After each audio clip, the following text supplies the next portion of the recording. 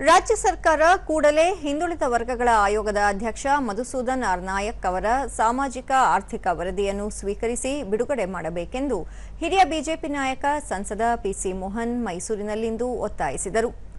ಈ ವೇಳೆ ಬಿಜೆಪಿಯ ಜಿಲ್ಲಾಧ್ಯಕ್ಷ ಸುಬ್ಬಣ್ಣ, ನಗರಾಧ್ಯಕ್ಷ ಎಲ್ ನಾಗೇಂದ್ರ, ಶಾಸಕ ಶ್ರೀವತ್ಸ ಮುಂತಾದವರು ಉಪಸ್ಥಿತರಿದ್ದರು. ಸುದ್ದಿಗೋಷ್ಠಿಯಲ್ಲಿಂದು ಪಿಸಿ ಮೋಹನ್, ಕಾಂಗ್ರೆಸ್ ಪಕ್ಷದಲ್ಲಿ ಹಿಂದುಳಿದ ನಾಯಕ ಎನಿಸಿಕೊಂಡಿದ್ದ ಸಿದ್ದರಾಮಯ್ಯ ಅವರು 8 ವರ್ಷಗಳ ಕಾಲ ಅಧಿಕಾರದಲ್ಲಿದ್ದು ಕೇವಲ ಭರವಸೆಗಳನ್ನು ಮಾತ್ರ ನೀಡಿದ್ದರು.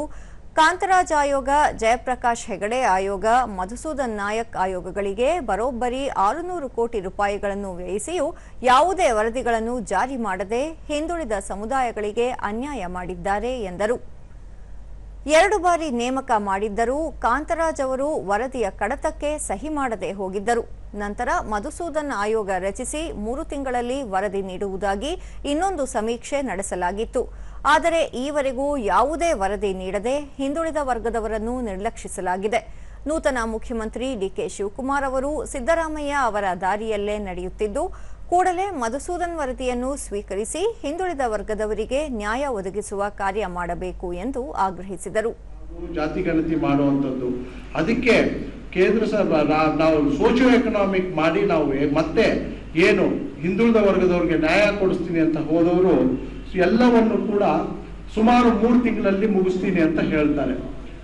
3 ತಿಂಗಳಲ್ಲಿ ಯಾವುದು ಮಧುಸೂದನ್ ಆಯೋಗದ ಒಂದು ವರದಿಯನ್ನು, ಅದು 3 ತಿಂಗಳಲ್ಲ, 6 ತಿಂಗಳಲ್ಲ, 1 ವರ್ಷವಾದರೂ ಕೂಡ ಆ ಆಯೋಗದ ಯಾವುದೇ ಒಂದು ರಿಪೋರ್ಟು ಬರಲ್ಲ. 3 ವರದಿಗಳನ್ನು ಕೂಡ ತಾವು ತಿರಸ್ಕರಿಸಿ ಯಾವುದೇ ಒಂದು ನ್ಯಾಯವನ್ನು ಕೊಟ್ಟಿಲ್ಲ. ಇದನ್ನು ನೀವು ಸರಿಪಡಿಸಬೇಕು. ಮುಖ್ಯ ಸಚೇತಕ ದೊಡ್ಡನಗೌಡ ಪಾಟೀಲ್, ಬಿಹಾರ ಸೇರಿದಂತೆ ಇತರ ರಾಜ್ಯಗಳಲ್ಲಿ ಕೇವಲ 3 ತಿಂಗಳಲ್ಲಿ ಹಿಂದುಳಿದ ವರ್ಗಗಳ ಆಯೋಗ ವರದಿ ನೀಡಿ ಅನುಷ್ಠಾನಗೊಳಿಸಿದ್ದಾರೆ. ಇನ್ನು ಹಲವು ರಾಜ್ಯಗಳಲ್ಲಿ ಈ ಸಮುದಾಯಗಳಿಗೆ ಸಿಗಬೇಕಾದ ಸೌಲಭ್ಯಗಳು ಸಿಗುತ್ತಿವೆ. ಕರ್ನಾಟಕದಲ್ಲಿ ಮಾತ್ರ ಹಿಂದುಳಿದ ವರ್ಗದವರಿಗೆ ಕಾಂಗ್ರೆಸ್ ಸರ್ಕಾರ ಭಾರಿ ಅನ್ಯಾಯ ಮಾಡಿದೆ ಎಂದು ದೂರಿದರು.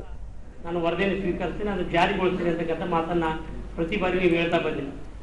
ಆದರೆ ನಿಮಗೆ ಅಧಿಕಾರ ಹೋಗಿದ್ದ ಮುಂಚೆ ಗೊತ್ತಿತ್ತು, ನಿಮಗೆ 2.5 ವರ್ಷ ಅಧಿಕಾರ ಒಪ್ಪಂದ ಆಗಿದೆ, ಅದಾದ್ಮೇಲೆ ಕೊಡಬೇಕು ಅಂತಕ್ಕಂಥದ್ದು ನಿಮ್ಗೆ ಗೊತ್ತಿದ್ರು ಕೂಡ ಅದನ್ನು ನೀವು ಯಾಕೆ ಸ್ವೀಕರಿಸಲಿಲ್ಲ, ಅದನ್ನು ಜಾರಿ ಯಾಕೆ ಮಾಡಲಿಲ್ಲ ಅಂತಕ್ಕಂಥದ್ದೇ ನಮ್ಮೆಲ್ಲರೂ ಒತ್ತಾಯ.